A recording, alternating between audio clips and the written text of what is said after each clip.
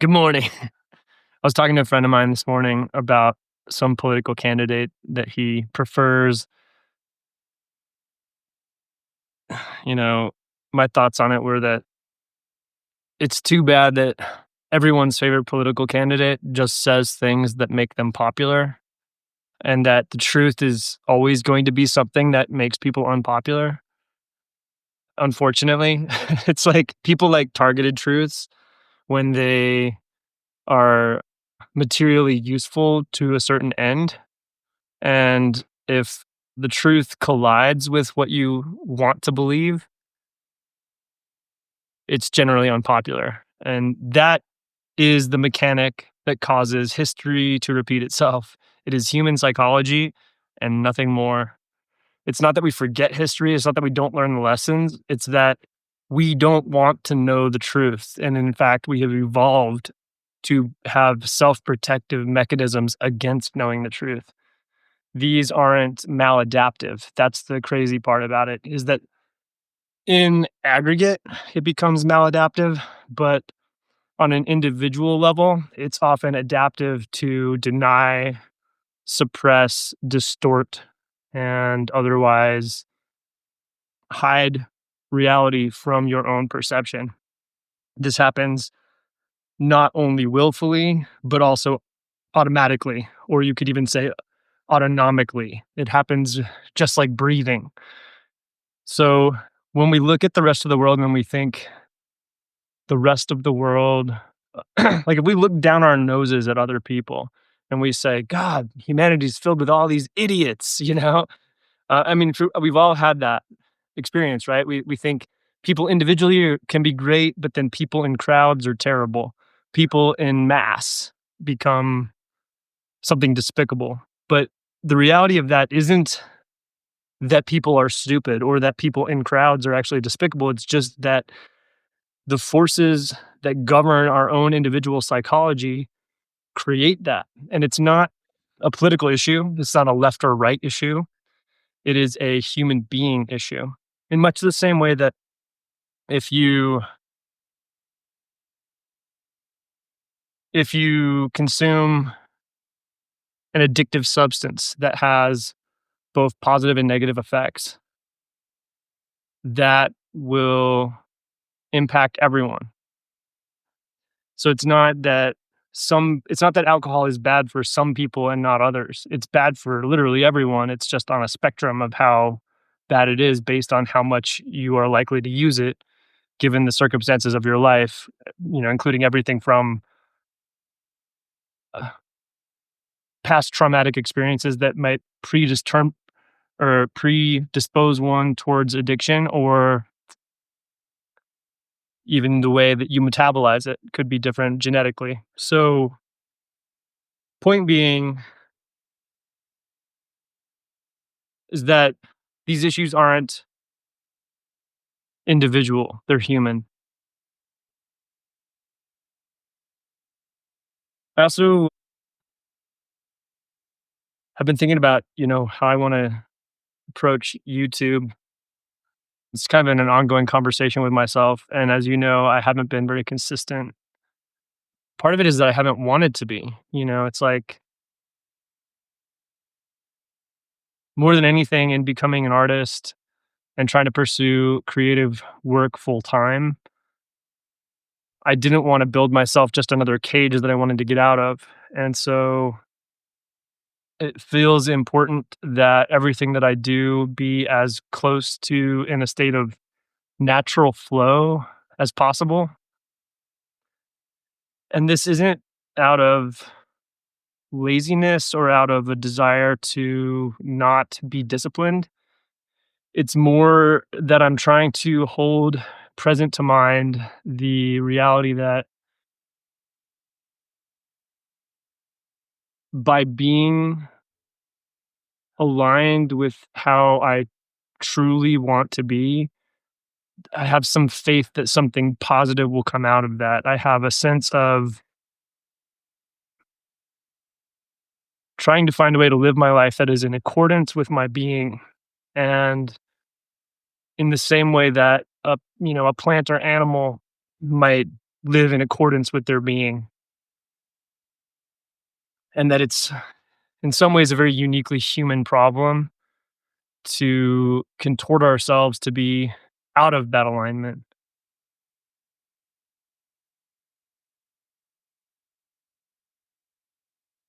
So it's like, so long as there's a possibility of doing the things that I feel naturally aligned with, I want to do those things. Excuse me. And forcing a YouTube schedule doesn't feel like that at the moment. However, I do think I want to experiment with daily postings at some point soon. I also wanted to announce my book. I'm currently working on a new translation of the Tao Te Ching. I've been studying it for some months, and it's been a really impactful journey, like really transformative journey, actually. It began with rereading the Tao after a few years and realizing that the translation that I was reading, which is one of the popular ones, really clearly had modern political and moralistic lenses applied to it. And so that got me curious about, well, what did the original Tao say before this particular author applied their own modern morality to it and modern sensibility to it. And so that led me to read 7 other translations of the Tao, both more rigorous academic and scholarly ones, as well as some of the more poetic and kind of lenient translations, such as Stephen Mitchell's popular one and Ursula K. Le Guin's more kind of feminist lens. Long story short, with that, I realized in reading all those translations that they were all so different from each other that I still felt unsatisfied, that I hadn't really. I was beginning to triangulate in on something that was approaching a deeper understanding of the original text.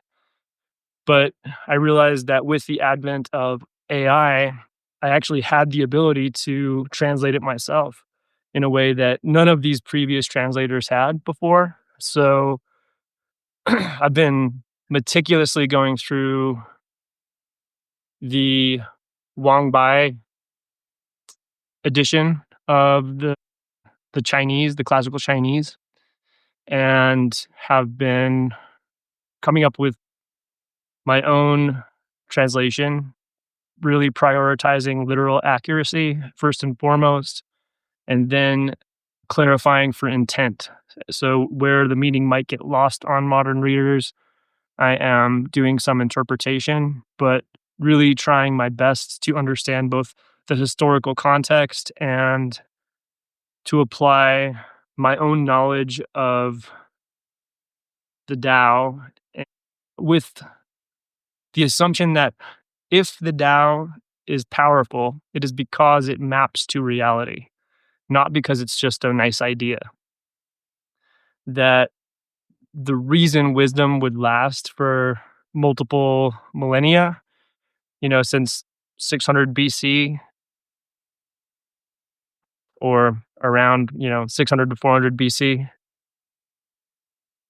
the reason that would maintain its relevance to today is because it has some truth to it, not just some aspirational ideas, but some actual tangible truth that is useful to human beings. So I've been applying that lens to it, really trying to look at it through the lens of, okay, what does this actually say? And if it's useful because it's true. And so how do we focus on that and not try to distort it to match our current, modern morality, and not to distort it to match our current political views. And it's been really interesting, really, really impactful because like it's just deepened my knowledge of. It basically took ideas that I already had and like things that I had come to myself. I'll give you a concrete example. Like when I was working at Meow Wolf, one of the things that really stuck out to me as we were building that company was that the right amount of structure is the least amount of structure that is, capable of getting the job done. So you don't want too little structure because things won't happen or things will fall apart. But you also don't want to over engineer solutions because doing so creates unnecessary friction, it slows things down, and potentially ruins your capacity to move and to adapt. So in corporate culture, this looks like coming from things from a more anxious perspective, you may be trying to consider every possible negative outcome in the future and then to design a system to handle it ahead of time.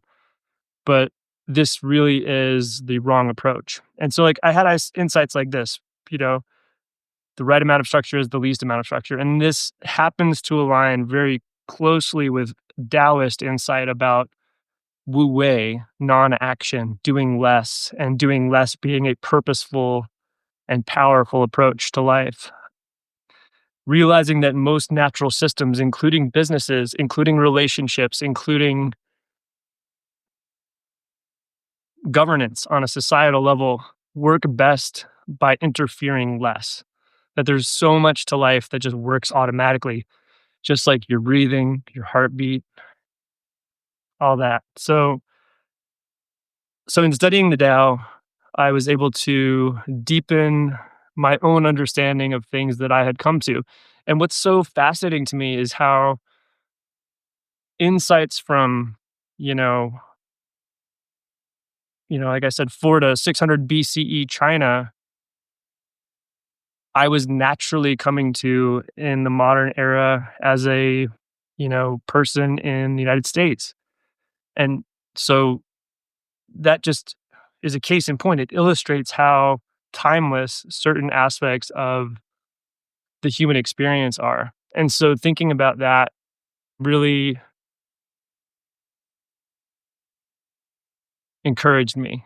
And it encouraged me that there was actually a lot of, despite the like significant number of translations or recensions that this text has had already, that there still is a need for one that is clear and one that is freed from kind of conventional thinking in terms of morality and in terms of the lens that's being applied to understand the text. Because there are a lot of things in the Tao that would come across as an affront to our modern sensibilities. So I'm really excited to finish that work. I'm in the third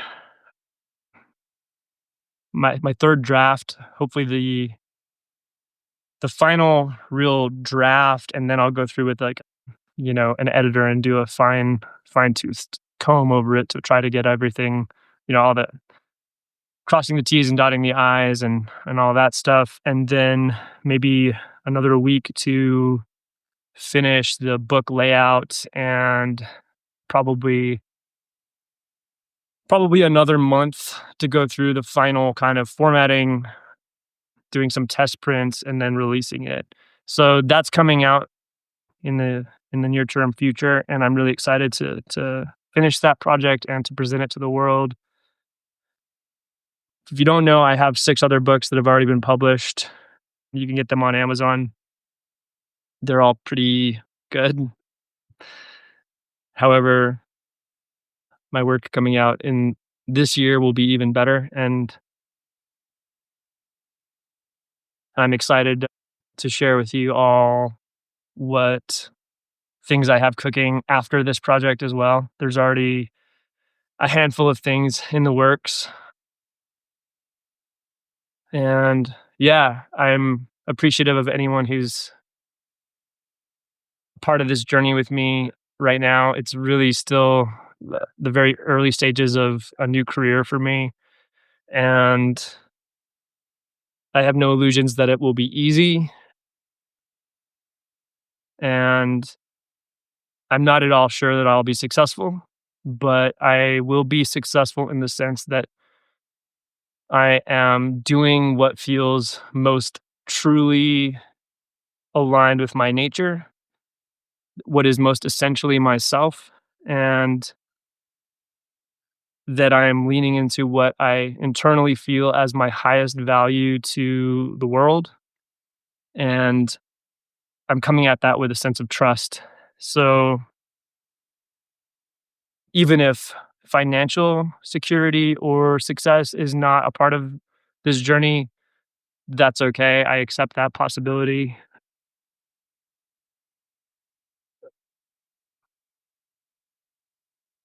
I feel at peace with the process. So, anyway, thanks a lot. I hope you all have a wonderful and terrible week because that's what it is most of the time. It's part of my my mission to change the dialogue so that we don't just focus on the positive and the light, but that we can bring the things that harm us into the open, that we can talk about our own dark side, our own failings, and the ways in which life is inherently painful. I think it's okay and even adaptive for us to start talking about those things more openly and to recognize that pursuing only and wishing only positive things on each other is probably at best Pollyannish. It's a kind of denial of reality. So, it's like I want us to wake up from a dream and realize that we're in these turbulent waters and that it is okay that like part of being alive is disintegration and that life and death are fused. They are one thing. The moment we are conceived is the moment we begin dying, and that